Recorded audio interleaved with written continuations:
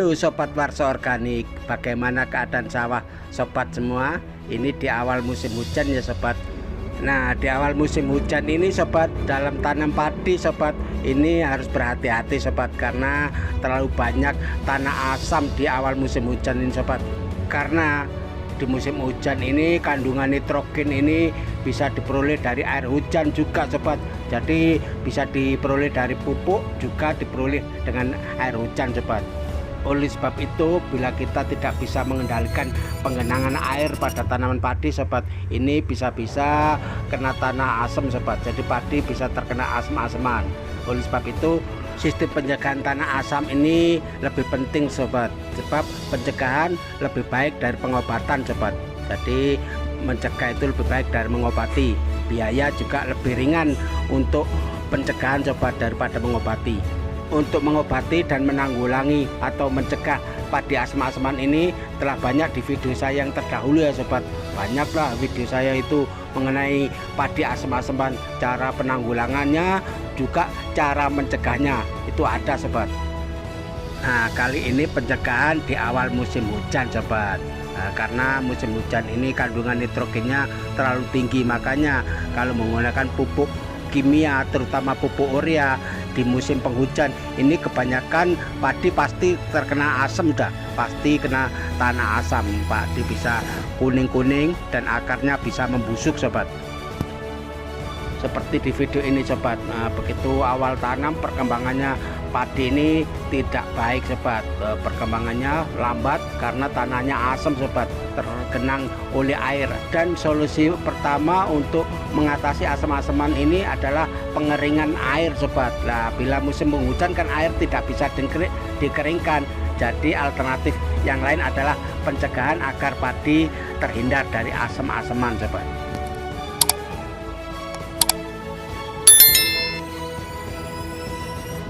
Bila terkena tanah asam atau padi asam-asaman di musim penghujan ini sulit untuk penyembuhannya sobat ya, karena air terlalu mengenang, padahal itu harus dikeringkan untuk penyembuhan tanah asam sobat. Ya, lebih baik pencegahannya. Nah, cara pencegahannya seperti ini sobat. Pertama yang kita lakukan sobat, saat sebelum olah tanah kita cek dulu untuk pH tanah ya sobat. Bila sudah tahu tanah atau pH tanahnya itu rendah, maka kita benahi dengan baik sobat, yaitu sebelum kita olah tanah sobat. Nah, jerami atau sebelum kita bajak ini kita tabur dolomit dulu sobat. Kita banyakin dolomit itu pada tanah yang akan kita olah sobat. Nah, ini ditabur dolomit yang merata, bahkan agak tebal ya sobat, untuk mempercepat mempertinggi pH tanah sobat. Nah, untuk langkah selanjutnya sobat, setelah kita tabur dolomit yang merata sobat, kita bajak sobat. Saat membajak ini benar-benar dalam loh sobat, sekitar 30 hingga 50 cm. Dengan kedalaman seperti itu sobat, jerami-jerami akan terpendam dengan digenangi air. Setelah itu dibiarkan beberapa hari sobat, biar membusuk, benar-benar membusuk. Itu jerami-jerami itu membusuk, bisa menjadi kompos untuk tanaman sobat. Jadi tidak panas, tidak mengganggu pada tanaman sobat. Nah, itulah cara fermentasi secara alami pada tanaman jerami dengan sistem pembusukan secara alami sobat. Nah, setelah dibajak secara merata dan dalam ini kita genangi air, biarkan hingga 1 minggu hingga sampai 10 hari, bahkan kalau bisa ya sampai 2 minggu sambil menunggu bibit padi untuk ditanam sobat. Nah, ketika akan ditanam bibit padi sudah siap, ini kita ratakan sobat dengan cara digaru. Ini digarunya harus benar-benar merata ya sobat. Ini digaru, ini biar merata, tujuannya itu air biar tidak mengenang pada satu tempat saja sobat, biar pengenangannya itu merata sobat. Nah, setelah selesai menggaru, tanah siap untuk ditanami padi sobat. Dan langkah selanjutnya ya sobat, nah itu pembuatan parit kecil di sekeliling galengan sawah sobat, atau di sekeliling pematang sawah sobat. Fungsi parit di sekeliling pematang sawah atau galengan sawah ini sobat, ini adalah untuk memperlancar aliran air dalam pembuangan sobat. Karena air bila pembuangan itu lancar dan tidak mengenang sobat, air selalu berganti. Ini dipastikan untuk tanah asam-asaman ini tidak bisa terjadi sobat, karena pembuangannya lancar dan untuk pembuangan nitrogennya itu lebih cepat sobat.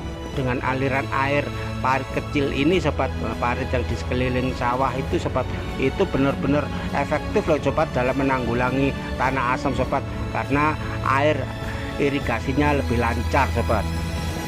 Dan untuk langkah selanjutnya sobat, yaitu saat tanam padinya sobat. Nah, saat tanam padi usahakan tanam dengan model jajar legowo sobat, yang di tengah-tengahnya itu jarak antar tanam itu diberi saluran air yang lebih rendah. Nah, biar tanaman itu lebih tinggi. Untuk pembuangan air biar lebih lancar, untuk menghindari penggenangan air yang menyebabkan tanah menjadi asam sobat. Dan untuk lebih jelasnya ya sobat, cara pencegahan ini ada di video saya yang terdahulu, dan cara mengatasi dan menanggulangi tanah asam ini sobat ada di video saya yang terlebih dahulu yang lebih jelas sobat. Nah, bagaimana sobat menurut sobat semua tentang hal ini semua? Bila ada pertanyaan silahkan komen di kolom komentar ya sobat. Semoga video ini bermanfaat. Terima kasih.